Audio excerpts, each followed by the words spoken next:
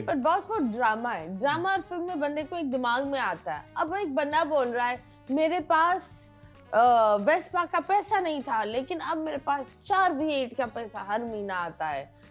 तो वो तो प्रमोट कर रहे हैं ना, अब वो बच्चों को पता नहीं चलता, प्रोवोक कर रहा है। हाँ, अब वो बच्चों को पता नहीं चलता कि ये एक्चुअली इस तरह आ रहा है, ये सच है, ये किराए पर गाड़ियां हैं, ये क्या है। बस बच्चा बोलता है वेरी गुड पॉइंट, बच्चे को नहीं पता। हाँ। बच्चे को नहीं पता, सिर्फ बच्चा नहीं है, बड़े बड़े बच्चे हैं, हाँ, जो हैं 40 साल के लेकिन जहनी तौर पे बच्चे हैं। ट्रू। वो ये देख रहे हैं कि यार ये कहाँ, अच्छा ये हो रहा है, हाँ। हम भी करते हैं। वो जो मैंने भी आपको बात बताई ना कि वो खातून झाड़ू दे रही हैं, उनकी मतलब पूरा उनका जो फिगर है वो नजर आ रहा है और कोई भी एक्सपोज कर रहा है। that's pretty। ठीक है, खुद करवा के एक नहीं हो रहा, ये हजारों लाखों में हो रहा है। अलग अलग लोग ये झाड़ू पोछा कर रहे हैं इस तरह। हाँ, ये कोई झाड़ू पोछा, अरे तो यार वो किसी एक घर के थोड़ी कर रहे हैं, अलग अलग लोग अलग अलग घरों में इस तरह दिखाते हैं।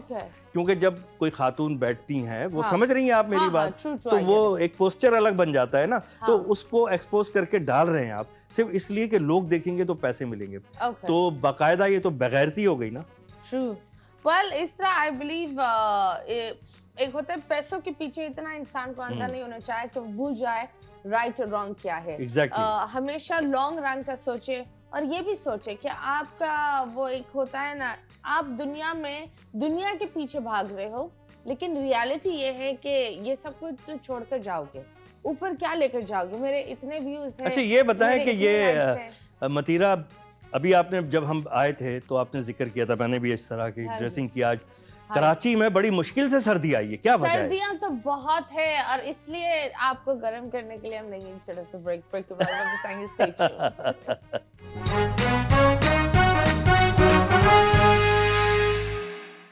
वेलकम बैक, आप लोग देख रहे हैं 21mm और यस, सर्दियों की रातें शुरू होने वाली है एंड जनवरी में तो सुना है और आएंगी सर्दियां। अभी कितनी हैं? अभी बस इतनी है जहाँ ज्यादा कपड़े पहन सके। तो अच्छा ये बताएं, ये सर्दियों में आपने गर्मी वाले कपड़े क्यों पहने? बस यार थोड़ा फैशन भी है ना, और देखो माहौल कितनी रोशनी है, इस रोशनी में हम गर्म हो गए। अच्छा चलिए, शुक्र है कि आप सिर्फ रोशनी से गर्म होती हैं। Yes, बिल्कुल, that is it, यही हम रुकते हैं, यही रुक जाना चाहिए। जब बात होती है गर्म की, तो आप बताएं लियारी साहब जब उन्होंने शुरू किया था वो एक अलग जमाना था, फिर मोइन साहब आए वो एक अलग जमाना, मोइन अख्तर साहब, हाँ, फिर वो जी कॉल उमर भाई आए, उमर शरीफ साहब, उनका भी एक अलग एक औरत था। उसके बाद एक जो लेगेसी जो आती जा रही थी ना, वो बहुत गंदी तरह रुक गई। उसमें आई थिंक आप भी हैं, शकील सर भी है, बहुत सारे लोग हैं, लेकिन किसी ने उसको लेकर क्यों नहीं चले? उसके लिए मेहनत बहुत करनी पड़ती है मतीरा। हाँ। और आपको पता है मैंने मोइन अख्तर साहब से बाकायदा डंडे खाए। डंडे? हाँ, ये बड़ा मजे का। हाँ। क्यों? एक हमारा प्ले था, ईद का प्ले था, स्टेज प्ले, और वो कराची में हुआ था रैक्स ऑडिटोरियम में। उसका नाम था good luck Moin Akhtar. Good luck. और वो यूट्यूब पर भी है, आप भी देखिएगा, लोग भी देखें उसको। बहुत मजे का प्ले, और उसमें कौन नहीं था? मोइन अख्तर साहब थे, शकीला कुरैशी थी उसमें, मैं था उसमें, सिकंदर सरम मरहूम थे, और कौन था उसमें? शकील था उसमें, रऊफ था, बहुत सारी बड़ी बेहतरीन का, इरम ताहिर थी। तो बहुत अच्छे आर्टिस्ट थे उसके अंदर। अब उसमें ना हमने एक गाना गाना था जो पैरोडी थी एक्चुअली, ला ला ला ला ला ला ला ला। अब वो मुझसे जो है ना, मैं कहीं आगे पीछे हो जाता था, आपका ला कहीं और चला जाता। जब रिहर्सल हम कर रहे थे तो ये लाला में से एक ला कहीं और चला जाता था। तो मोइन भाई ने कहा यार हनीफ ऐसे नहीं, ऐसे कर, ऐसे कर। मैंने कहा हाँ मोइन भाई कर रहा हूँ। अब ये स्टेज लगा है, हम रिहर्सल कर रहे हैं, अभी शो नहीं हमारा ऑन हुआ, रमजान के आखिरी दिन चल रहे थे और रिहर्सल हो रही थी। वो सामने बैठे थे मोइन भाई, नीचे सामने सीट्स पे आगे बैठ जाते थे। तो सेट लग रहा था। अब जो सेट हैं वो तो पैनाफ्लेक्स पे मोस्टली लगते हैं, उस वक्त जो है ना वो कपड़े के सेट लगते थे और फ्रेम लकड़ी के होते थे। तो कारपेंटर जो लकड़ियां काटते थे उसके इतने बड़े बड़े पीस वहां पड़े होते थे। मोइन भाई ने वो डंडा उठाया लकड़ी का, वो पीस, कहने लगा यहाँ पे तूने सम पे आना है।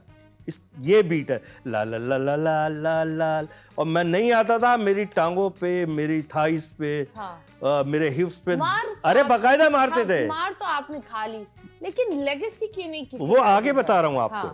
तो जब इस तरह किया ना, एक दिन, 2 दिन, तीसरे दिन मैं जो है उस डंडे के डर से मैं लय में आ गया, और फिर उन्होंने क्लैप की, कहने के वेल डन, कहने के देख यार ये चाहिए।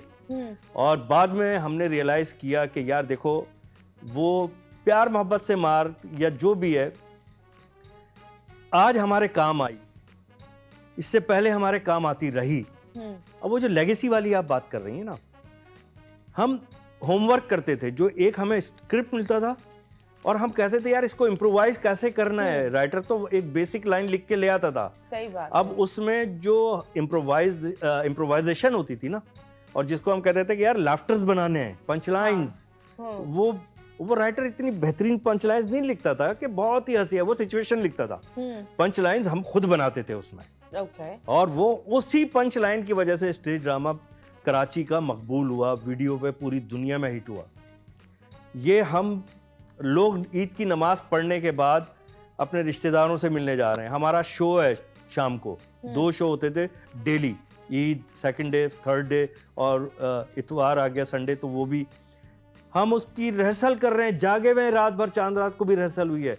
फिर हम जब वहाँ जाके करते थे तो वो हमें अप्रिसिएशन जो मिलती थी ना, वो आज यहाँ मौजूद है। तो आपने जो मेरा अभी नाम लिया, लहरी साहब, मोइन अख्तर साहब, उमर शरीफ साहब, और मैं तो नहीं समझता अपने आप को इस काबिल, आपकी मोहब्बत है, आपने शामिल किया है कि फिर आप हैं या एक आध कोई और जो भी है, वो इसलिए कि हमने बहुत मेहनत तो की, लेकिन अब कोई मेहनत नहीं कर रहा, अब मेहनत नहीं हो पा रहा, नहीं, या कोई मौका नहीं दे रहा। नहीं, मौका क्या मिलेगा हमें? कौन सा मतलब नहीं, हमें कौन सा प्लेट में रख के मौका मिलता था, ट्रे में रख के? ऐसा नहीं होता था।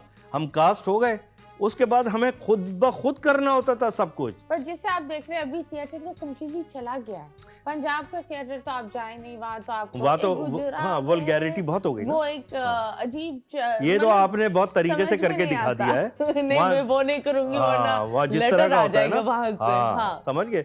तो वो तो थिएटर है ही नहीं, वो थिएटर है ही नहीं ना, क्योंकि उधर मतलब किस चीज पर हंसोगे? अच्छा, फिर दूसरी बात यह है कि थिएटर के लिए देखिए, सब लोग जो है रोजी रोटी के लिए काम करते हैं ना। हाँ।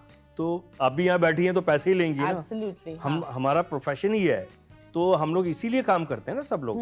वो कैमरामैन साहब बैठे हैं तो वो सैलरी लेंगे तो वो शूट करेंगे ना, शौक में तो नहीं आएंगे रोज। तो हर आदमी की कोई ना कोई जॉब है। पहले ये थिएटर जो था ये एक जॉब भी था। पहले हम आते थे अपने पैशन में, शौक में आते थे, फिर जब हम प्रोफेशनल हो जाते थे तो हमें बहुत हैंडसम अमाउंट मिलता था, और अल्हम्दुलिल्लाह दुनिया भर में इसी से हमारी रिकग्निशन हुई, शोहरत हुई अल्लाह के फजल से। तो अब